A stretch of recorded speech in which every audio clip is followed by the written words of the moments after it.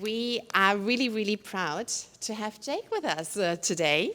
And he is eagerly waiting here already. So Jake is a customer experience specialist with a background across UX, marketing, design, and branding. He worked with companies like Adobe, you all have heard about it, and Qantas, as well as early-stage startups, and now consults with businesses of all sizes through Antigraph Creative. He's also the founder of 10x Agent, an AI-powered communications platform for real estate. So, without further ado, I hand over this microphone to Jake. Awesome, thank you very much. Clicker. Where did... Thank you. I tell you what, right now I feel a little bit like that cat with the really wide eyes on the previous one. So thank you so much to everybody for coming today. Thank you, StartSpace, for having us. Today we're going to really talk about and explore knowing our customers. I've kind of developed this bit of a framework from experience working with a lot of startups and larger organizations throughout my career, and hopefully I can impart some of that wisdom on you today. So again, just a little bit about me. I'm not a public speaker. I haven't really done this before. I am a little bit nervous. I spoke to a couple of you before during the coffee, and I tell you what, the imposter syndrome is really up here right now. But I'm just going to try and, I guess, communicate some of the things I learned. Cool. So before we really dive into it, I really want to get a bit of a vibe of what everybody here is actually doing and what you're working on. So if we could just have a show of hands if you're working on an AI startup or software. Beautiful. Is it less than you than I would have thought, to be honest? What about if you're just working on like a traditional business, something non-software? Awesome. What about if it's a physical product? That's a really hard one. A couple of you? Great, great. And research. Are you working on any research? Anyone working on research here? That's the starting point of my building of my business. Awesome, awesome. Yes. Now I just want to get a bit of an idea where you're all at. So a lot of the things that I will talk about today are applicable for all stages of business. And as I said, I have ran this with kind of multinational organizations and multi-day workshops. But a lot of the stuff I've designed today is a bit more tailored towards that starting out point. So if you're wanting to start and haven't started it yet, put your hands up. Now everyone's started, awesome. If you're building but you're pre-customer, hand up. Awesome, a good amount of you. If you got your first customer already, that's a really big one. Nice, there's a couple of you there. And then if anyone is beyond that, one plus customer, awesome. I'm going to come talk to all you later and ask you how you did that. So, perfect. Now, one of the key things that I really want to distill and communicate to everybody here today is the further that we actually get from the problem, the more disciplined our research needs to be when we're actually conducting our validation loop and talking to customers. So what do I actually mean by that? So as far as I see it, there's three most common ways that products are actually built and startups are actually started. The first is you're doing the typical Airbnb, right? Like you see the problem yourself and you're going and you want to solve that for yourself. So that's, I can't get a hotel room at this conference. There's got to be a better way. Let me come up with an idea and implement something for me that's going to solve that.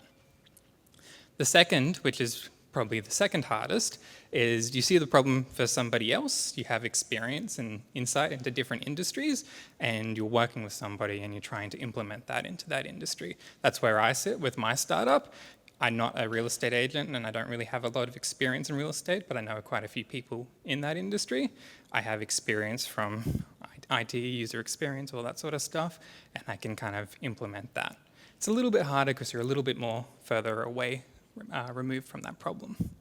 And then kind of the hardest, as I see it, really is you're developing a capability. You're developing some sort of research and you're just trying to figure out how to implement that, how to make revenue off that, what solutions that might actually solve.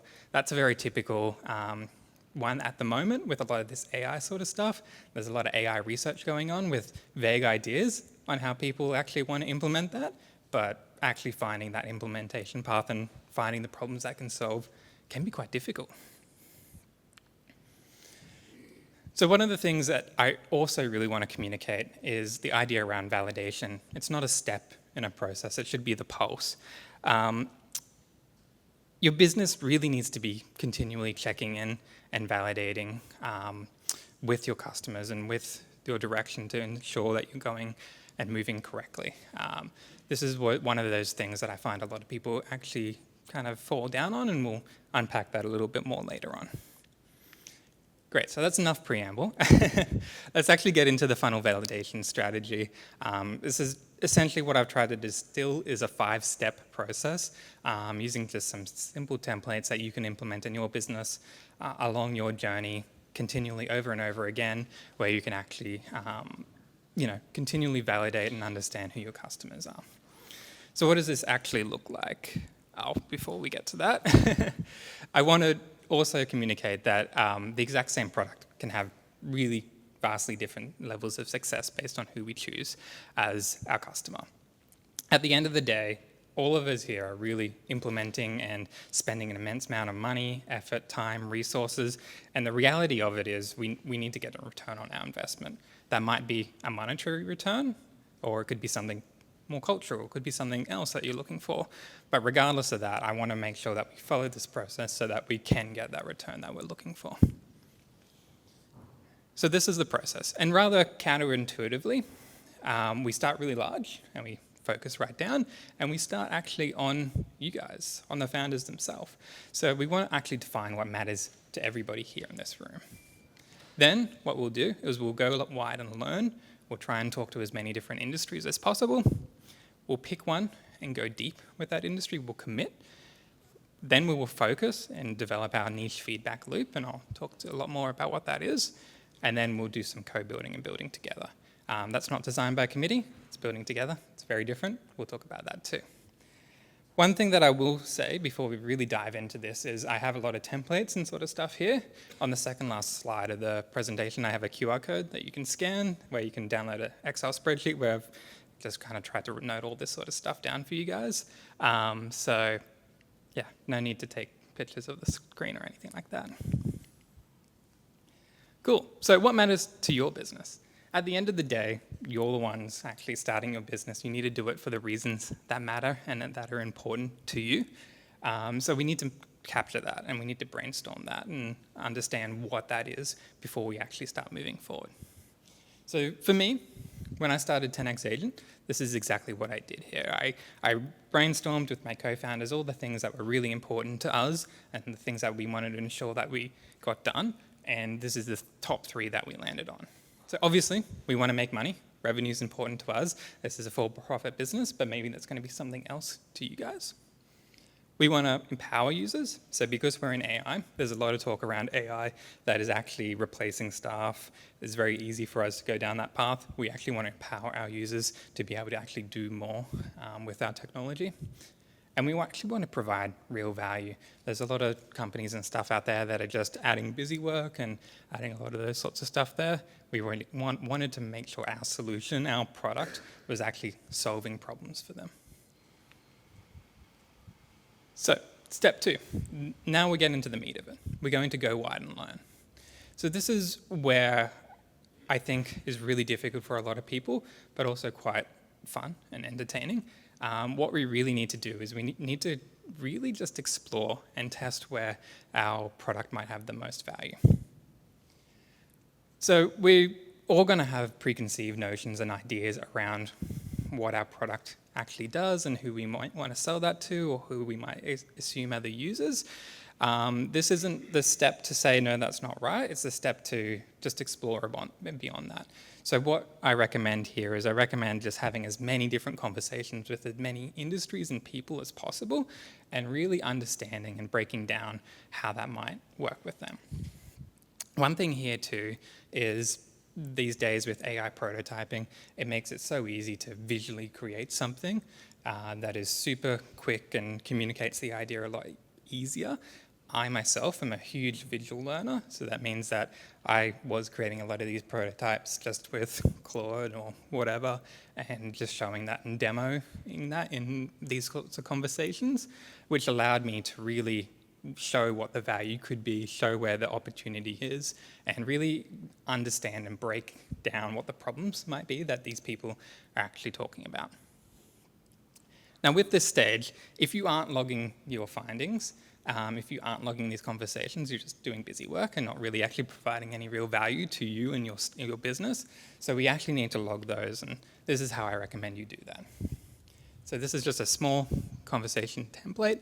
Here you can modify it to kind of whatever suits you, but really what we want to do here is capture who they are, what industry they're in, how many people are in their business, so on and so forth. Then we actually want them to describe their problem. We want to kind of ask those probing questions. And if you've done a little bit of sales in the past, that's a very common sales tactic, is just to get them talking, understand what's valuable to them. We want to understand how they're actually solving those problems at the moment, if they are at all. So in my case, with real estate, the problem that a lot of people told me was, hey, I'm on the phone a lot, I'm getting message banks a lot, I want to have these conversations, but no one wants to answer my call. Then we can actually judge their reaction to a possible solution there, which is asking the what if questions. What if I was able to X, Y, Z? What if I was able to get people on the phone excited to talk to you? How would that feel for you? Log that 1 to 5. Obviously, logging a willingness to pay would be a great thing when we come to actually choosing our customers and understanding what the potential revenue might be from them, if that's important to you. And then kind of the last two things that I like to capture is capturing a key quote or a sentiment from the conversation, understanding, hey, how do they feel about this conversation? Did they say anything that stands out to me? And then capturing a follow-up, saying to them, hey, would you be interested in a pilot program? Would you be interested in seeing this if I was to develop this? From there, we actually want to pick a demographic and go deep and commit to them. So how do we actually do that? So I find when people are picking demographics, they have this single piece of advice that we've all heard is to niche down, right? Everybody says niche down, niche down, niche down. You don't want to go too generic because you'll develop a product or develop a business that's not really any value to anybody. You've all heard that before. One thing that I find quite a lot of people actually do is they niche down too specific or into the wrong industries, and that's kind of what this previous step and this step is designed to help you with. You don't want to actually develop a product or a solution to an industry that doesn't have the capability to pay for that or doesn't have that problem as intensely as another industry. That's why we did all our exploration in that previous step.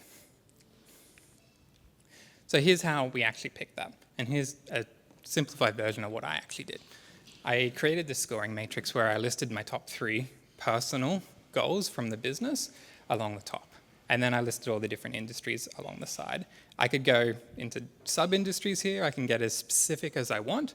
But simply the idea here is just to find the industries that will allow you to accomplish the goals that you're looking to accomplish. Simple as that. So for me, I found that real estate had the highest revenue potential, the highest ability to empower them, and the highest problem severity. So I picked for that and started to commit and go with that. It's important to note too that just because you're committing and going with this company doesn't mean you exclusively work with that industry. With my business, I have had some people that did do demos and were involved with the beta releases early on that I talked to early on in that second stage, and they're still customers today. They're still working with us and using the product. It's just not specifically designed for their industry or anything along those lines. So pick your top demographic and commit to them. From now, what we actually need to do is we need to do a demographics needs analysis. So if you've done any sort of demographic research before or anything like this might look familiar to you. This is a very user experience thing that I have here. But essentially what this does is it becomes a bit of our cheat sheet. So after we fill this out, I want you all to print it out or save it as your wallpaper and use this as your kind of guide to every single thought and decision that you're having around any feature, any bug, or anything that you're developing. So how does this work? So in the top left, we want to document who that person is as specific as we can. So they might be a male 25 to 30. They might make this amount of money every year. They might live in this area, all that sort of stuff. On the top right, what we actually want to do is we want to document what they do. So what does their day look like? What are their habits and behaviors? Do they travel to work on the train? Do they drive? How many days of the week do they work? Do they work on Saturdays? These are all things that were relevant for the example that I was having before. The bottom two quadrants are really important. These are the goals of this demographic and the needs. So on the left, we have the goals. So these are the things that they want to get out. They want to actually achieve. This could be as simple as, I want to make more money, I want more time in the day, or it could be as complex as, a cultural goal, it could be a career goal, it could be something along those lines. And then the needs are the things that they actually need to accomplish to achieve those goals. For a real estate agent, to make more money and have more time, they need to list more properties, they need to sell more. It's pretty simple in that regards. With this too, you don't have to stick to one of these needs analysis. You could have quite a few, and many of the times when I actually run these workshops, we actually have quite a few of these needs analysis for those sub-demographics. So let's keep on the example of real estate. There might be a sales agent, a rental agent, there might be a commercial agent, all that sort of stuff. Those would be the different demographics that I write down for this. Cool, so let's niche down and actually drive our feedback loop with this needs analysis. So we actually want to focus on this single demographic now, or those multiple sub-demographics, to actually really get a cleaner understanding and focus of what's actually happening. So when we actually go too broad, when we just say, hey, we're going to service all salespeople, right? We get kind of conflicting opinions and priorities. We get, undescribed opportunities, we get slower interaction, there's just more people to need to talk to, and we don't really move as quickly. When we actually have our focused feedback, we get these patterns that start to emerge. We get kind of clear priorities on what's important to the demographics that we've committed to, and we get faster iteration. At the end of the day too, this kind of gives you a built-in sales strategy to a certain point. It gives you a marketing strategy, it gives you a distribution strategy along with all that sort of stuff. But the point isn't necessarily around that, that's just kind of happy side effects. The point is more around being focused and learning as much as we possibly can from these specific demographics. So, you've all seen a feedback loop before, hopefully. But if you haven't, it's simple. All we do is we build, we talk to them, we learn from them, we iterate from them. One of the things that I actually want to communicate and really hope that you all take home today is that this feedback loop shouldn't be feature-based, it shouldn't be project-based, it should be as small and as focused as you possibly can. So what does this look like for me and what I do in my day-to-day? This could be something as simple as I get a feature request or I have an idea for a feature and I will spec that out. I'll write that all down, understand what the core benefits are to the business, I'll understand how I will implement that. Not necessarily from a technical point of view, but maybe, depending on who you're working with. Then I would send that over to somebody that I actually work with in the industry or multiple people and say, hey, here's an idea, here's a spec for solving something that you have mentioned is an issue, what do you think of that?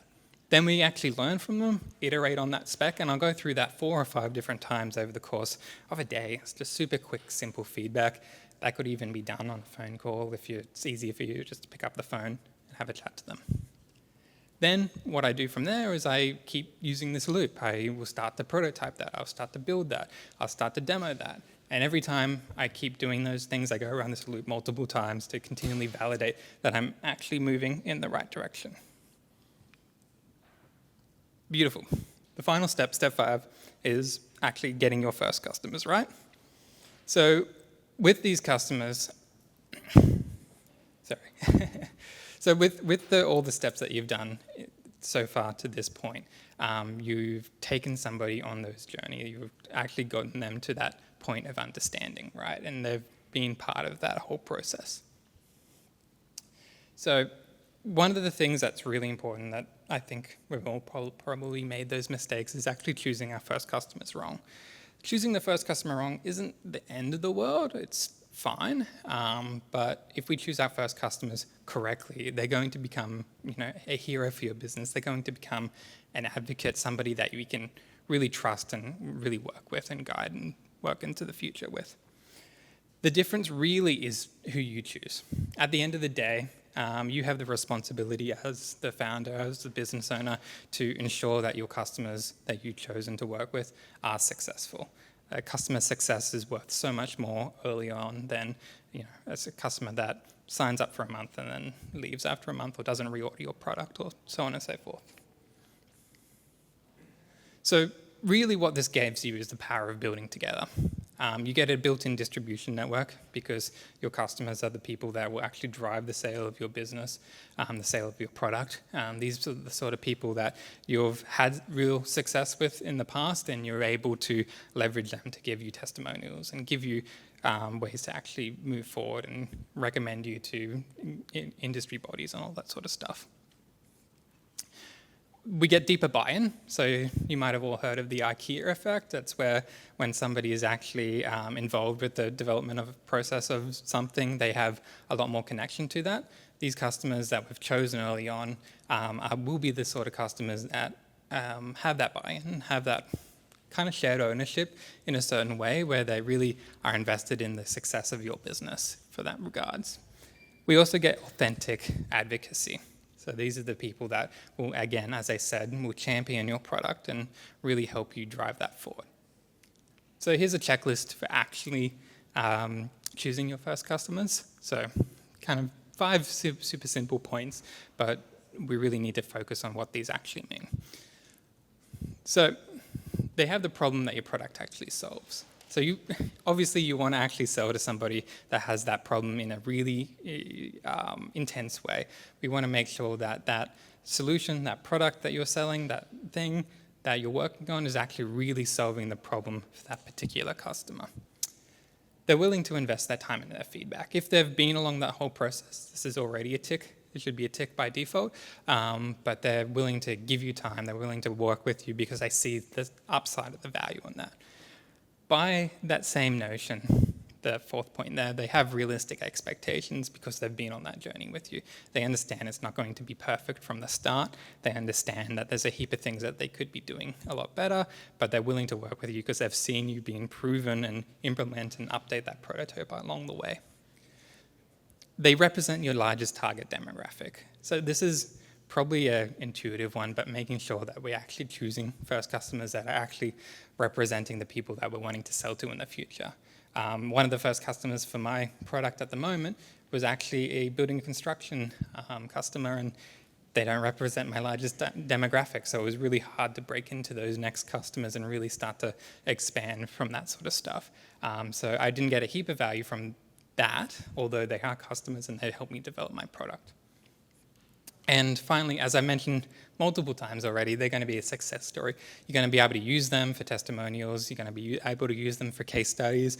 And probably the hardest thing after getting your first customer is actually proving your success and going to the next customer and say, hey, look, we implemented this in this real estate agency in New South Wales, and we got these sorts of results. They got this many listings from this product. They got this many amount of hours saved, so on and so forth. Here's the data, here's the evidence, here's their testimonial, here's their phone number if you want to call them. So again, let's bring that all together. So the complete framework is really define what matters to you as the owner, as the business founder. Why are you in this? What are you actually doing? What is important to you? We need to go wide and learn. We need to actually cast our net as wide as possible, talk to as many industries and people as possible so that we actually understand where our product and our technology, our solution might be the most impactful.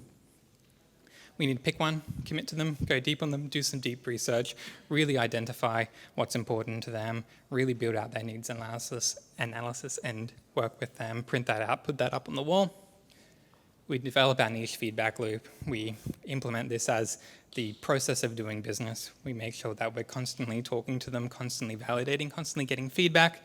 And then finally, we build together, which again, I said, it's not designed by committee, it's co-building, it's you working alongside with them so that they feel part of the process and then they can advocate for your product. The key learning here is by actually eliminating customers, we build a more deliberate product, right? By being selective about who we choose to actually do business with, we become the obvious solution for a small group of people. This is a big branding takeaway, but it's actually been something that's really helped me develop and direct the business and where I kind of want to take that in my startup. Beautiful. So this week, pick one step, action it. Doesn't matter what stage you're at. Here's the QR code to scan to get that spreadsheet if you're looking for that.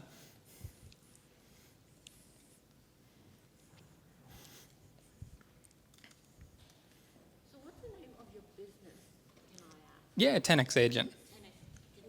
Do you have LinkedIn? I do have LinkedIn. Like LinkedIn page? I do. I haven't done a lot of marketing. So right now, this is a really good question, actually.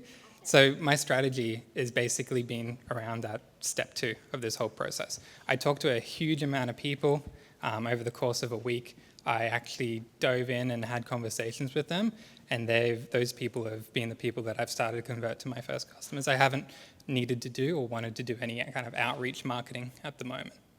So just like really this friendship, connection circle in person basis. Yeah, networking. Or like Yeah, exactly. Talking to people and being curious about them and understanding what problems are important to them is the key solution here. Like what's your, I don't know, what's your best contact method with your network? Yeah, well, actually, real estate agents were easy because they're open to being called. So I just called a couple. I went through a couple open homes and spoke to them about that sort of stuff. But with other industries, I just needed to leverage my network. Talk to people who knew people, say I'm wanting to talk to people.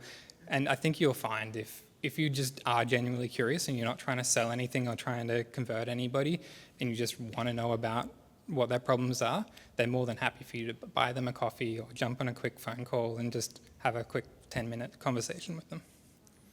So like you're into in-person contact? Yeah, I prefer in person. So did you have a question? Wait a second, we just have this microphone so everyone can hear you. Awesome, thank you. So my background's B2B SaaS too, and I've found finding those conversations way easier in B2B. I'm currently working on a consumer app, Yeah. which is kind of just live on the App Store and anyone can download it, but no one responds to my emails asking for user interviews or feedback. Yeah, this is a tough one. Yeah, I'm curious if you have any tips or experience with that. Yeah. You've heard the advice before, go where your customers are, right? That's a huge piece of advice. I'm stalking Reddit hard, that's the one thing I'm doing. So I've actually done quite a lot of like guerrilla user experience style research before. And the most effective thing that I could possibly do is figure out my demographics, where they are. Maybe they are professionals that work in the city. I'll come into the city at lunchtime and just try and talk to some people and ask people questions about that sort of stuff. It's scary. It's you get a lot of no's, but every now and then you have like a good conversation. It's a little bit easier if you're focusing on a demographic that has like an accessible area, such as like a university students or something like that.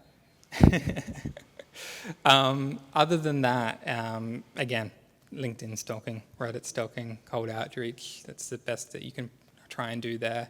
There are some like survey options online, however they tend to be expensive, and I personally don't think the results are that amazing from the commercial work that I've done.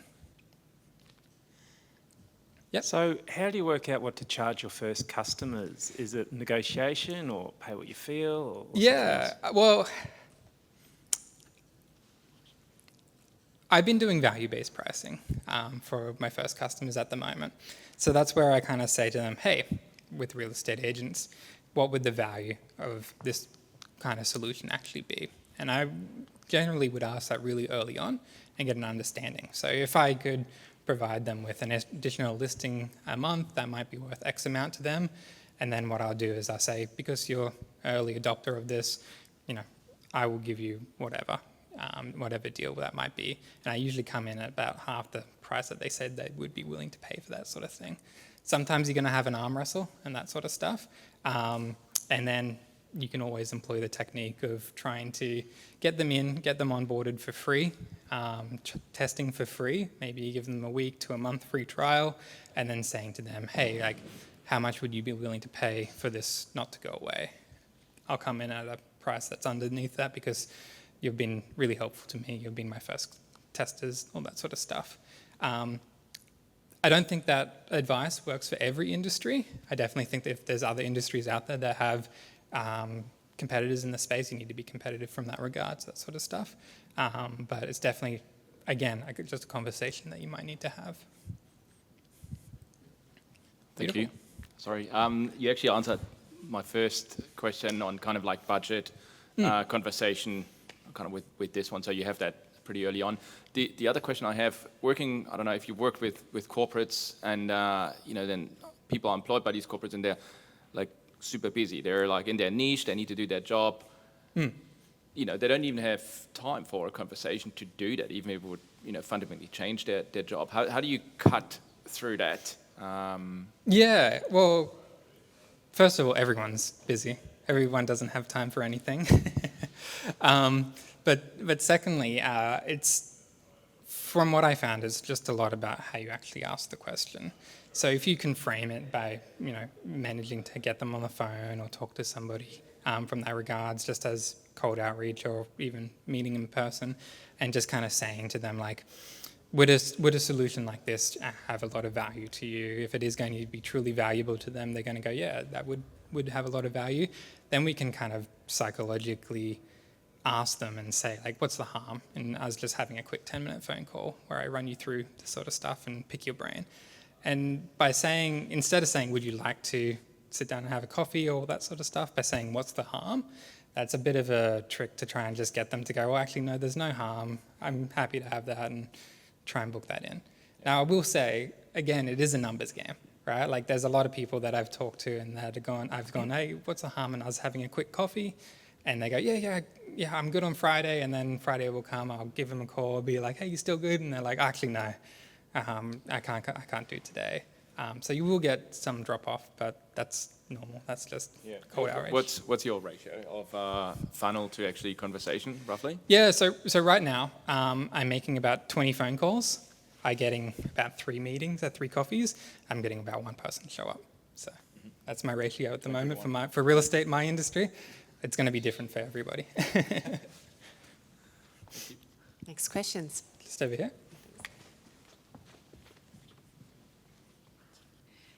Thank you very much, Jake. That was great points.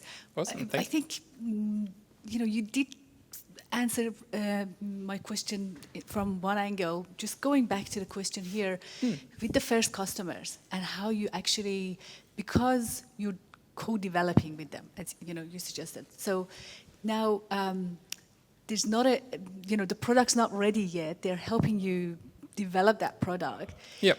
How do we actually make that transition into making them into a paid customer? Because there's always this risk that, yes, we would be developing, but then further down the track, they're like, yes, this is great, but especially in, B2B, for example, for me in hospitals, no, we're not going to buy this at the end of the, period of that development. So how do, and then there's conversations in terms of, okay, yes, they see the value, but how do we ensure that we actually turn that into a paying customer and we don't spend that time co-developing with them before that, Yeah, well, I think there's two things there. The first is, even if they don't become a paid customer, if they are in the demographic and you are co-developing with them, there's a lot of value to that you're getting for free there. The second is you're not going to be able to convert everybody. There's been quite a few people that I've had talking early on and have demoed the product, and I'm in AI, they're burning tokens, it's expensive for me to run, right? And then they go, I just don't see the value in it, which is fine. It doesn't mean that they're not going to be a customer forever. It just means that it's not ready for them right now, or they need to take this through their board and all that sort of stuff. And I do know that there's a lot of industries that are really hard, right? That's why I kind of strategically tried to choose an industry where a lot of people had those autonomy to actually make those decisions. Not everybody's going to be in that same boat. Like, it sounds like you're in medical. Medical is really, really hard from that sense. I guess I would just try and have those conversations early, right? And try and have them in a way that is open and kind of communicative. So saying like, if we could sign you up to, you know, a 12-month contract with the product as it currently is, and you got the ability to help me develop that throughout the course of the development of that, what would that be worth to you? Would there be value there? Can we start to talk to the board about that sort of stuff to get that process moving even while we're still doing this? Because it can be quite lengthy from that sense. I hope that answered your question. Absolutely. Thank you. Other questions? Hi, thank you very much for the presentation. Just a quick question, like, I know we can actually, thank you very much. We can handle our, like we can contact our customer like physically with the phone calls or meetings or coffee, whatever. But I'm talking about digital now. What your actually recommendation for like a new tools or something we can get a hub for our customers, like LinkedIn, all this stuff. This is a basic thing, but there is a tool can actually bulk, you know, send these customers emails, SMS, or something like that. Yeah, absolutely. You can definitely reach out to a lot of your customers, obviously through any sort of marketing email platform. I've used MailChimp in the past. There's a heap of them out there. From actually conducting on-site research, maybe if you have a SaaS product or something like that, there's tools that allow you to have questionnaires and that sort of stuff pop up on the site that can be valuable. There's two types of research, right? Where there's that qualitative research where you are really trying to get the specific feeling from the customer, and then there's that quantitative research where you're just trying to understand that data, that sort of stuff. I think digital outreach is really good for the data-specific type of research where you're just wanting to understand some key insights or metrics from that sort of stuff. Anytime that you really want to get something a little bit more emotional, a little bit more nuanced, that's where I would pick up the phone, if possible. And Jake, I have a question. So, Absolutely. what about AI, right? So everyone is using AI a lot. For sure, it's required. But it is. But AI for research. Yeah. So how do you think AI can, well, should it ever replace human conversations? How do you see it can interact with actual human conversations? Absolutely. Well, it's a great question because a lot of the stuff that I'm doing at the moment is actually AI communication and actually communicating to humans through AI, that sort of stuff. But AI can be used a lot throughout this whole process. I constantly use Claude for a lot of brainstorming and that sort of stuff. I've actually found these large language models are really good at kind of being generic and really trying to come up with these, you know, those demographics and those interesting ideas about those demographics that we might have our own preconceived biases on because they have such a large understanding. One great example is I will get Claude to go and help me with needs analysis and all that sort of stuff, where I go, hey, this is my demographic, and you fill out this 4 quadrants for me, and then I'll kind of modify that and move from there, from that point of view. It's also really good if you have kind of a collective knowledge, right? Like if you have a few co-founders or a committee or a board where you can kind of come in and actually do that together, having them do that and also getting, you know, an AI to fill out that sort of stuff can be really helpful as well. Amazing. And another question from how do you capture the data, the insights? Yeah, absolutely. I just use Excel. Like that's what I've always used. It's super easy for me from that sense. But there are a lot of really complex research platforms out there that could be really helpful for everybody. One of them that I've used in the past that is quite good is Hotjar. Haven't used that for a few years. But essentially what I do is I will have this spreadsheet or a similar spreadsheet to that and actually write that down. What I also really like is Post-it notes and pieces of paper. That's really helpful because it keeps it visible for me. I can just have that up on the wall. I can just constantly refer to it. It becomes like a bit of a mission statement in the office. Another thing that is really helpful is obviously capturing customer journey, that sort of stuff, and having that up on the wall as well. So you can always understand where your customers are at, what are they thinking, for that kind of that niche feedback loop so that you can kind of emphasize and put yourself in the shoes of your customer. Katarina. Thank you. With the niche feedback loop, I have a question. For sure. When you were explaining how people come up with ideas, so you said the easiest step is if you have a problem and you solve it. That's the green. All right. So if that's the way you pick, and then you go to the feedback loop. So essentially, if you're building your business, solving your issue, how does the feedback loop come in? Because that's based on the customers. Yeah, that's a really good point. I would always be still developing like a needs analysis and a demographic for myself and what I'm looking for. Simply because like, I don't know about everybody in this room, but I know I'm like, every different day I wake up and with a new idea and new objectives and new goals, right? I always be constantly shifting and like, I'll be like, actually today is this important, tomorrow that's important.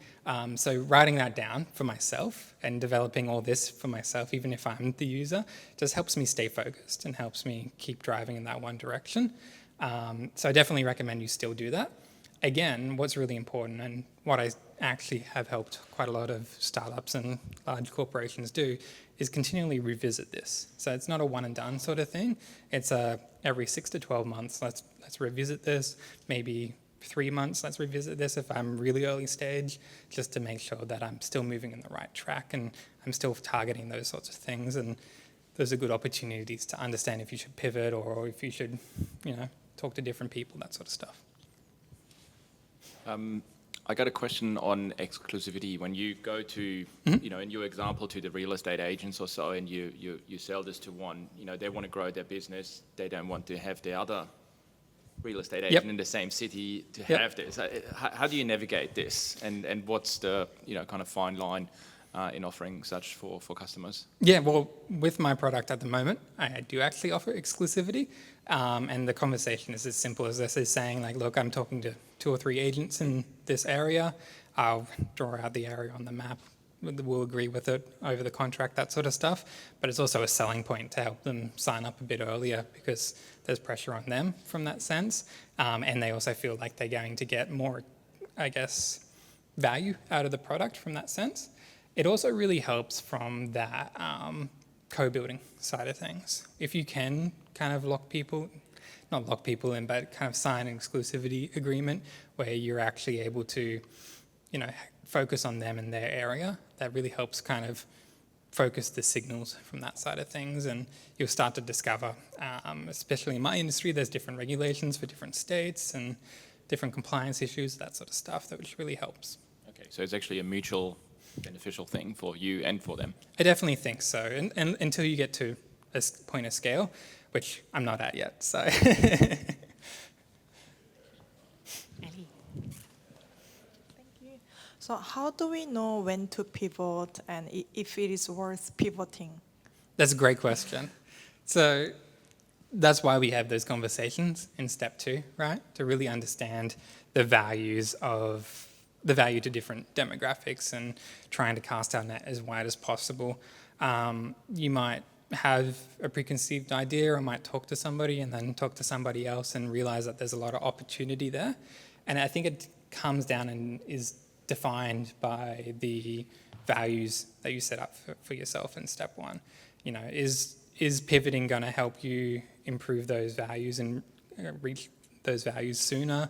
Is it going to help you with that goal of, gaining more revenue? Is it going to help you with empowering people more? Is it going to help you with actually providing more value? If it is, that's probably a great opportunity to start to pivot.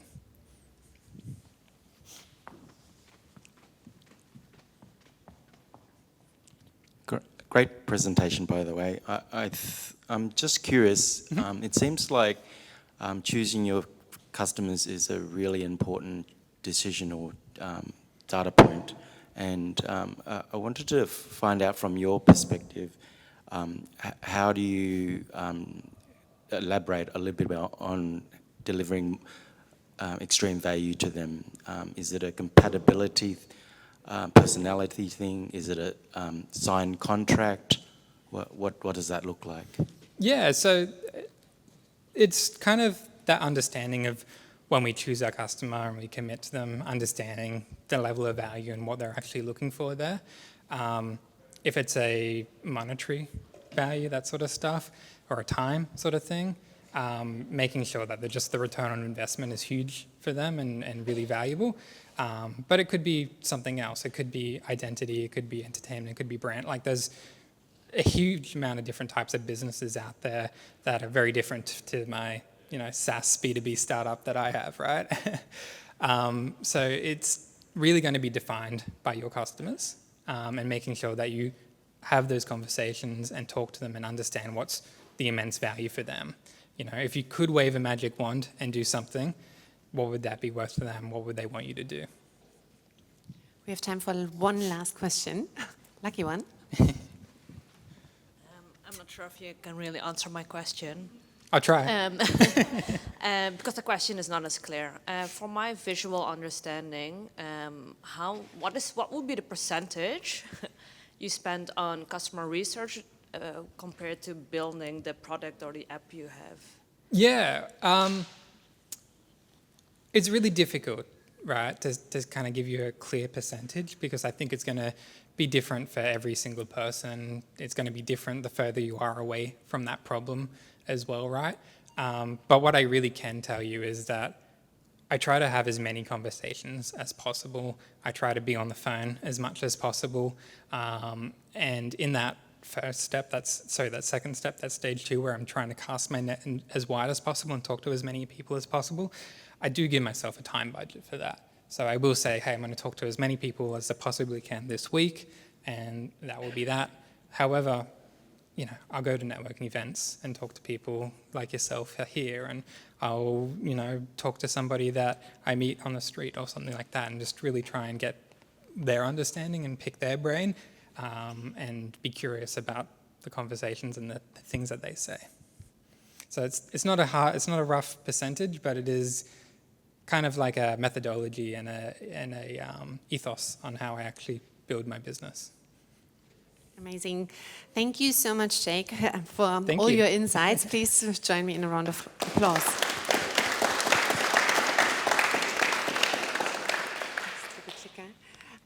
And I just wanted to highlight, before everyone goes and continues the conversation, I think, Jake, you will be here for a couple of more minutes, maybe? Yeah? Amazing. Please grab Jake and then just talk to him. You can stay in this space. And also obviously continue to work later. But I also wanted to do a quick shout out to our upcoming Lunch and Learn on the 16th of April from 12:30 to 1:30 here in the workshop area. And we have Dan Pelchin really presenting how he found his first customers and then how he scaled from that one onwards. So please make sure to come and visit us, and just make sure you also submit your feedback so we can improve our events for you in the future. So thank you, everyone.